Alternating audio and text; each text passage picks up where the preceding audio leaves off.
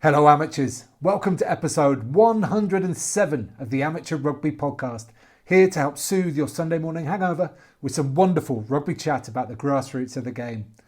I'm your host Tim, and I've got a whole load of interesting things for you today.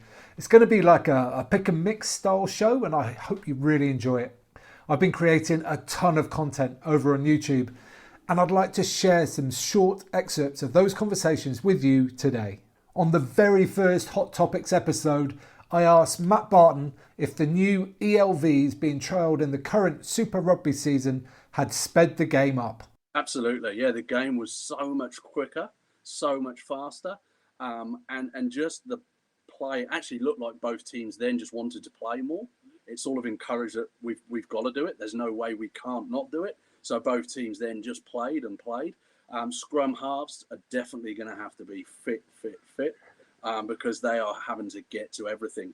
You know, there's other parts of it. There's variations within variations. Scrum halves can't go past the midway point of a scrum, so there's no more getting and pushing the other attacking scrum half, I suppose, from the defending scrum half. He's got to stay halfway between it.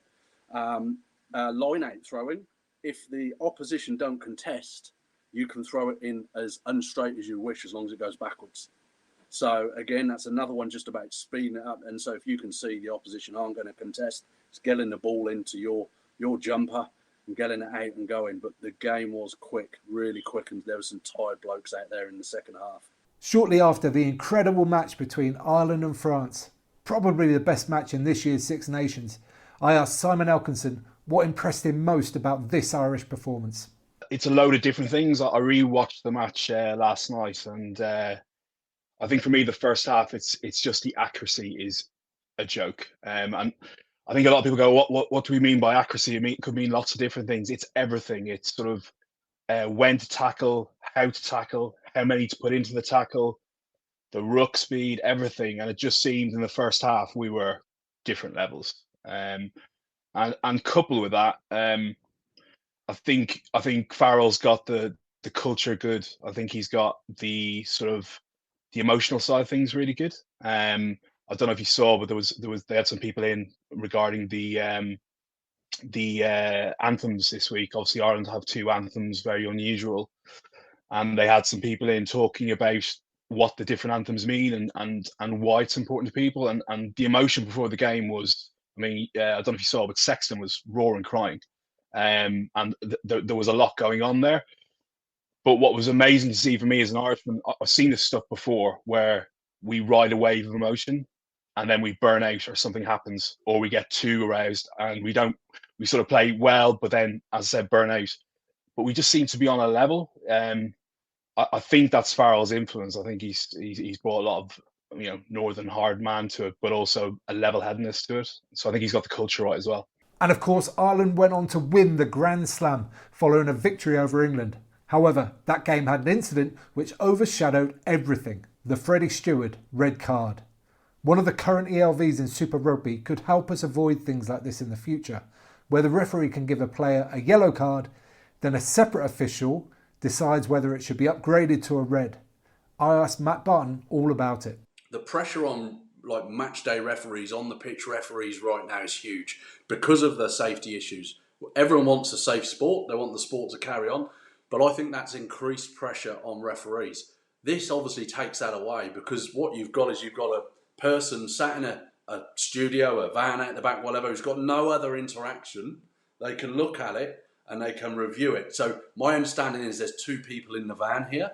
So one carries on reviewing the normal game. One looks at that incident and decides whether that gets upgraded or not. And I just think that's a brilliant concept. The referee can just concentrate on the normal laws of the game, dealing with what's going on in front of him, knowing that he can he's doing the right thing by yellow card and putting the arms across, referring it, and then letting the TMO, who's not getting that outside influence, spend his time looking at it and looking at all the possible angles and making a decision knowing that he's not slowing down the game. The domestic structure of community rugby has changed this season in England. I asked Dickon Moon, Director of Rugby of London Cornish Rugby Club, about whether players were interested in the new end-of-season cup competition. I think the vast majority aren't. And I think you've seen, somewhere near 100 walkovers in the first round of all of the cup competitions. And that was only after only two thirds of the teams had actually entered. Whenever a player may say to you, well, I'd love to play in a cup, and great, goes to Twickenham, great. When it comes down to actually being available for those cup matches, it's a lottery.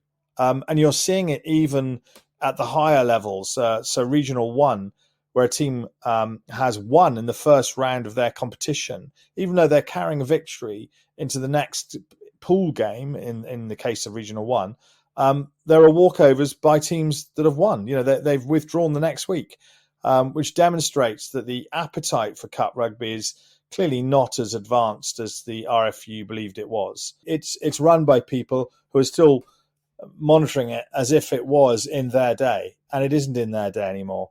The appetite for cup rugby dwindled with county cups. It dwindled with the Varses and the intermediate shields and all those sort of things. And there was a reason they stopped playing those games.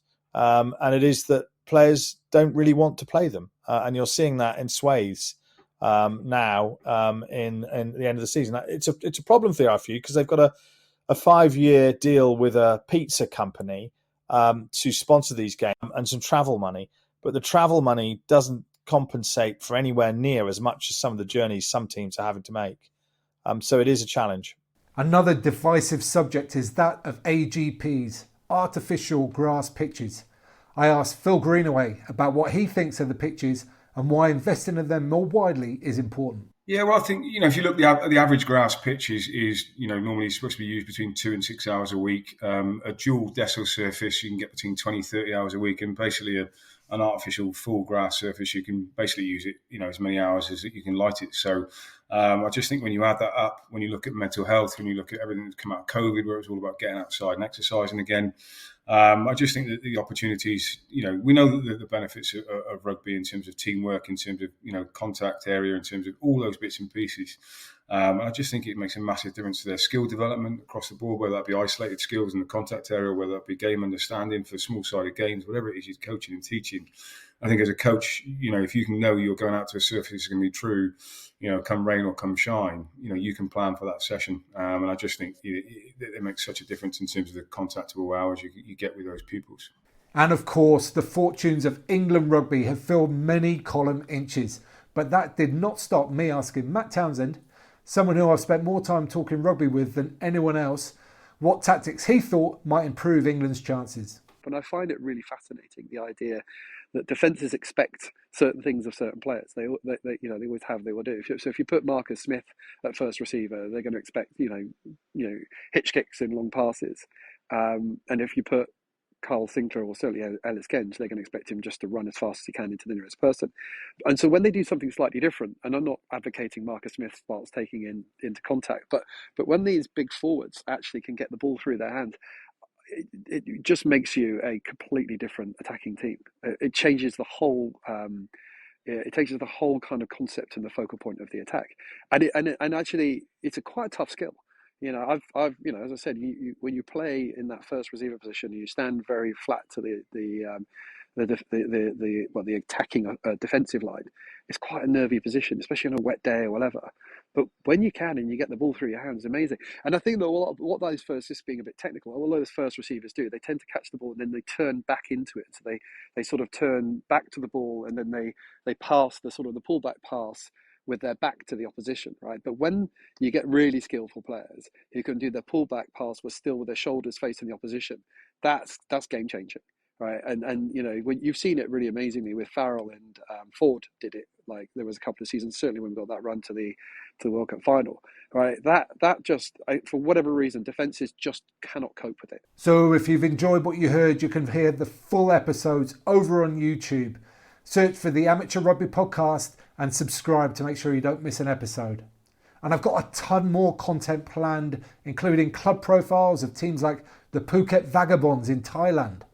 And if you have any suggestions for topics you'd like me to cover, or if you'd like to come on the show, then please drop me a line on email, hello@amateurrugbypodcast.com. And I've had a few nice emails recently, including one from Colin McLaren from Tweedbank, and Tweedbank is equidistant between Gala Shields and Melrose up in the Scottish borders.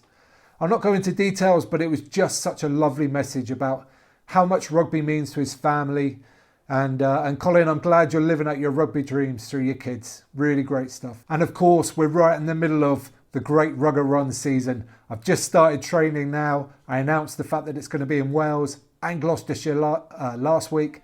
And today, when this episode gets live, I'm going to be telling you all about the route, all about the clubs I hope to visit, and the dates as well, which is really important. So to find all that stuff out, go and follow on the social media feeds.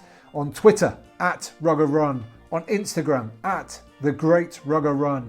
And it's the same on Facebook, @TheGreatRuggerRun. And find out everything on the website, which is thegreatruggerrun.org.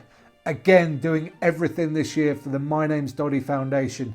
Hoping to raise more and more funds for MND.